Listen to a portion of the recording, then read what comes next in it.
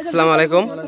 কওকচোন আপোনাৰ এই ৰাতিপুৱাৰ পৰা ইমান কষ্ট কৰি আছে, এই কষ্টৰ মাজত কেনেকুৱা ভাৱ হৈছে আৰু আপোনাৰ এই মানে এনেকুৱা কাম আৰু যাতে আগলৈকে কৰিব পাৰে সেইখিনিও আমি কামনা কৰোঁ। তো এই কামটোৰ বিষয়ে আপোনাৰ কেনেকুৱা ভাৱ হৈ আছে? হয়, আজি প্ৰথমতে আমাৰ যিটো মাজগুমি PFI ইউনিট আছে তেওঁলোকক মই অশেষ ধন্যবাদ জ্ঞাপন কৰিছোঁ।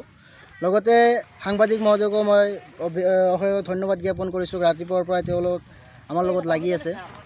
মই একচুৱেলি CFI কামৰূপ ডিষ্ট্ৰিক্টৰ প্ৰেচিডেণ্ট হয়, গতিকে মই ইয়াতে ঘৰ মাজগুমি PFI ইউনিটৰ পৰা যেতিয়া এই মহৎ কাৰ্যসূচী তেওঁলোকে হাতত লৈছে, আমি CFIৰ পৰাও 2জন সদস্য ইয়াতে আহি তেওঁলোকৰ লগত সহায় সহযোগিতা কৰিছোঁ। ৰাতিপুৱাৰ পৰা ইয়াতে লাগি আছোঁ, আপোনালোকে দেখা পাই আছে। আৰু আমি যিখিনি জানো বা যিখিনি মই অৱগত, PFI এটা সৰ্বভাৰতীয় অনুষ্ঠান।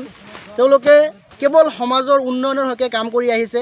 আজি চাওক, গোটেই ভাৰতবৰ্ষজুৰি যিবিলাক কাম হৈ আছে, পপুলাৰ ফ্ৰণ্টে বহুত উন্নয়নমূলক কাম কৰি আছে। গতিকে সেইকাৰণে মই পপুলাৰ ফ্ৰণ্টৰ নীতি আদৰ্শক লৈ আপ্লুত আৰু কেম্পাছ ফ্ৰণ্ট অফ ইণ্ডিয়াৰ পৰাও অনাগত দিনত পপুলাৰ ফ্ৰণ্টক সহায় সহযোগিতা কৰি যাম। তেওঁলোকৰ যি সামাজিক কাম কাজ, তেওঁলোকৰ যি ৰাইজৰ হকে যি মাত মতাৰ অধিকাৰ, তেওঁলোকৰ লগত আমি সদায় লগ দি যাম। এইখিনি মোৰ ক'বলগীয়া।